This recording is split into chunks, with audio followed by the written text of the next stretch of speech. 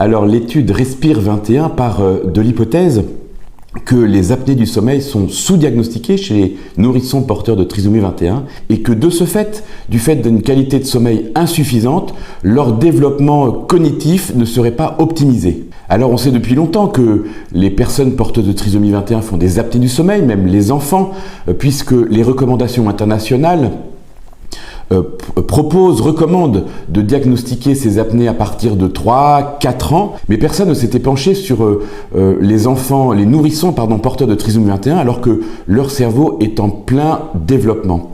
Alors l'enjeu de cette étude était justement de démontrer l'intérêt d'un dépistage précoce à partir de 6 mois, régulier tous les 6 mois, des syndromes des apnées du sommeil chez les enfants porteurs de trisomie 21 et de voir est-ce que la qualité du sommeil est meilleure et est-ce que leur développement cognitif est meilleur.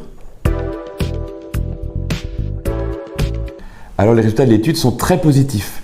Il montre d'abord que 97% des nourrissons porteurs de trisomie 21 ont des apnées du sommeil et que ces apnées du sommeil, pour la moitié d'entre elles, sont sévères ou modérées. Le deuxième enseignement de cette étude, c'est que le dépistage précoce et régulier des apnées du sommeil va permettre l'amélioration du développement neurocognitif des enfants. Alors c'est une grande nouvelle parce que cette étude confirme une intuition forte chez Jérôme Lejeune, selon laquelle il est possible de corriger la déficience intellectuelle. Voilà, le handicap mental, la déficience intellectuelle ne sont pas insurmontables. Et ces résultats sont porteurs d'espoir pour les familles, puisque si l'on peut améliorer le développement neurocognitif, on va pouvoir aussi améliorer la scolarisation, on va pouvoir améliorer la qualité de vie et on va pouvoir aussi améliorer l'inclusion de ces enfants dans notre société.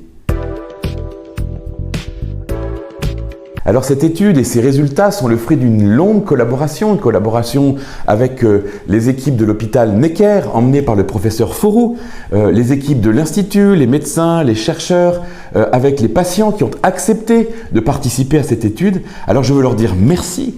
Et puis je veux m'adresser à vous, chers donateurs, puisque ce projet a intégralement été financé par la Fondation Lejeune et donc par ses donateurs. Alors du fond de cœur, je veux vous dire un immense merci.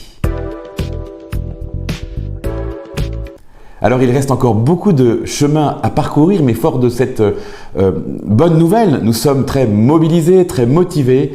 Jérôme Lejeune disait que la tâche est immense et l'espérance aussi. Et voilà, c'est cette espérance qui nous anime aujourd'hui.